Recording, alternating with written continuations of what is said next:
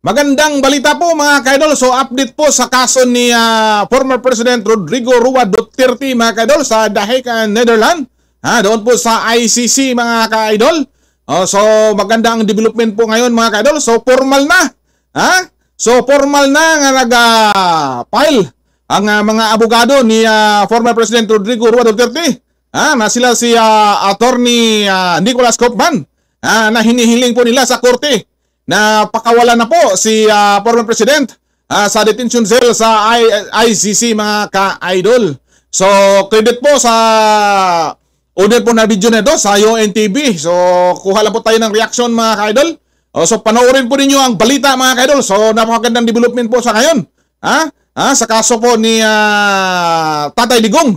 So malaking tulong po ang ginagawa ni Senator Amy Marcos sa kanyang investigasyon sa Committee on Foreign Relations mga kaidol.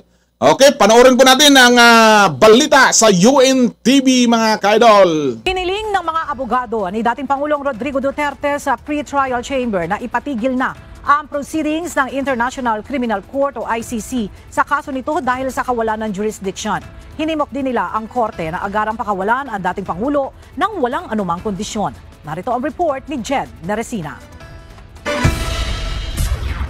Formal nang kinwestiyon ng mga abogado ni dating Pangulong Rodrigo Duterte ang jurisdiksyon ng International Criminal Court o ICC para imbestigahan ang mga reklamo laban sa dating presidente. Sa kanilang isinumiteng challenge sa pre-trial chamber ng ICC, hinimok ni na Attorney Nicholas Kaufman at Dov Jacobs ang korte na ipatigil na ang proceedings laban sa dating Pangulo at iutos ang agarang pagpapalaya dito. Katwiran nila, hindi natugunan ang mga kondisyon sa mismong Article 12 ng Rome Statute para mapasailalim sa jurisdiksyon ng ICC ang dating Pangulo. Hindi na kasi partido sa Rome Statute ang Pilipinas nang iutos ng pre-trial chamber na buksan ang investigasyon noong September 15, 2021 dahil March 2019 pa naging epektibo ang pagkalas ng Pilipinas sa ICC. Sa naunang pahayag ni Attorney Kaufman, sinabi nito na naniniwala siya na mayroon silang matibay na argumento ngunit nasa mga hukom pa rin ng ICC ang pagpapasya hinggil dito.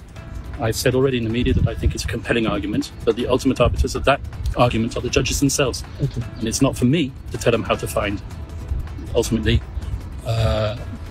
what they believe is the correct decision, the correct judgment. I hope they will accept my argument. Samantala nabanggit din ng lead counsel ng dating Pangulo na kanyang nasubaybayan ang naging takbo ng investigasyon sa Senado ni Senator Amy Marcos kaugnay ng pagkakaaresto kay FPRRD. Ayon kay Attorney Kaufman, ang final report ng Senadora ay nakikita niyang nagbibigay suporta sa kanilang posisyon. I've even read the final report. Yes.